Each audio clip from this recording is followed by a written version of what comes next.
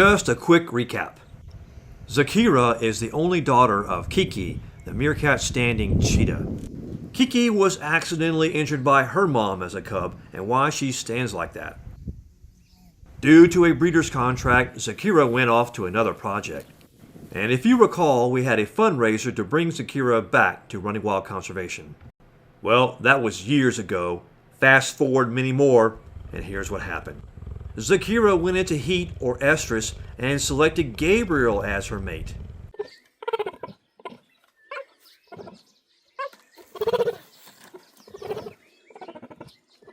Both are genetically diverse. Running Wild and I agreed to allow the breeding. Cheetah copulations never last more than a few seconds to a minute.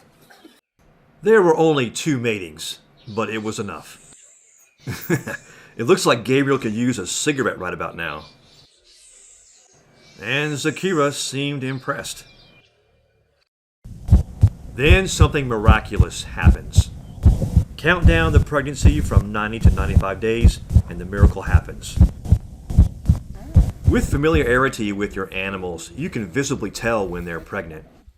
Yeah. Blood, urine, and ultrasound tests can't confirm it, but you can actually feel the cubs in the abdomen at a certain age. Look at the bulge on Zakira's abdomen. This is 4 weeks out from birth. I guess there were 3 in there, and there were actually 4. There is such a thing as false pregnancies too. They still go through the hormonal changes, but the extra food makes them look pregnant, but they're not.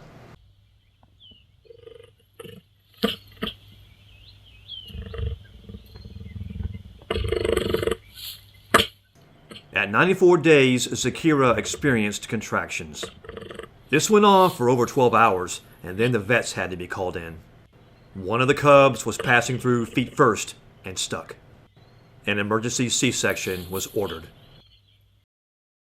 Dr. Sparks is one of the premier cheetah vets in South Africa. He was called in to perform the Cesarean section.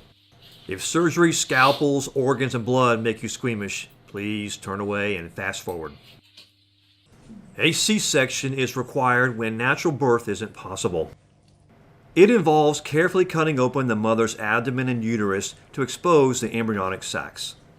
Each of the cubs are cut from these embryonic sacs and removed. The umbilical cords are pinched off and removed, and then this.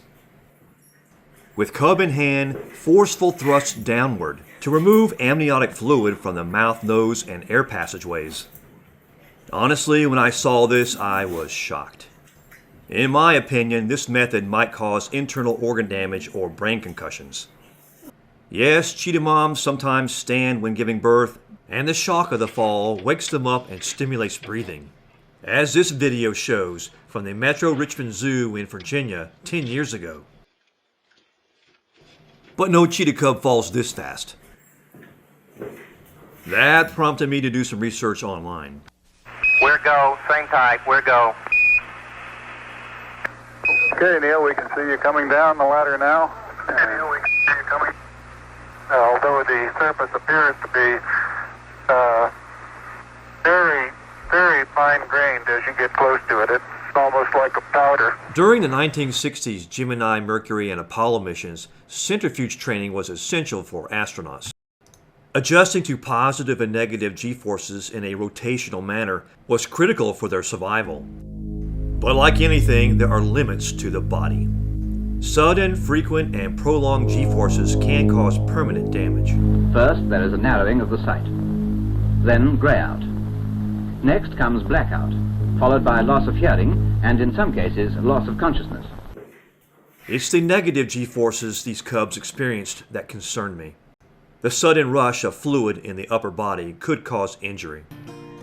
And what I discovered was that thrusting method to clear the passageways of newborn babies is no longer a common practice. And the reason, due to potential injury. Performing Cesarean is a big thing.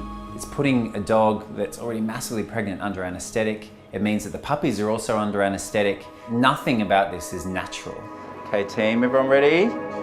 With C-section births, you attempt to stimulate a natural one. Okay, go The for it. rigorous rubbing serves to stimulate awakeness and breathing. like a cheetah mom would do, licking up the afterbirth and stimulating the cub.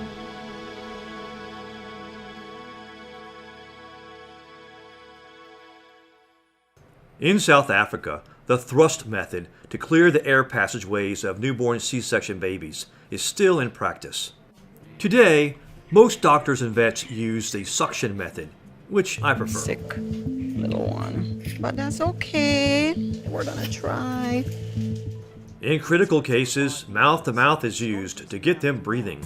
To try to get the tiny newborns to breathe. I also like the idea of giving them oxygen. But Gabriel's and Zakira's cubs are tough.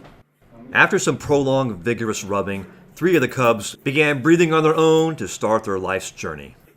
Sadly, one of the cubs was deformed and stillborn. Now enjoy Gabriel's and Zakira's cubs, just hours to weeks old. The video's coming in. I can see something. One small step for cheetah cubs, one giant leap for cheetah kind. Wow, Gabriel's a father. Yeah, it's something altogether unreal. It's been 11 years in the making. I had all but given up hope he would pass on his progeny. What genders are they? 1 male and 2 females. Due to a breeder's contract, one of the females will be legally mine. So, what are your plans for her? The population of cheetahs has been in decline since the early 1900s. I need her as a breeder initially, but I'll be training her for rewilding in the future. If she succeeds, I plan on rewilding her with her cubs when they're about 6 months old.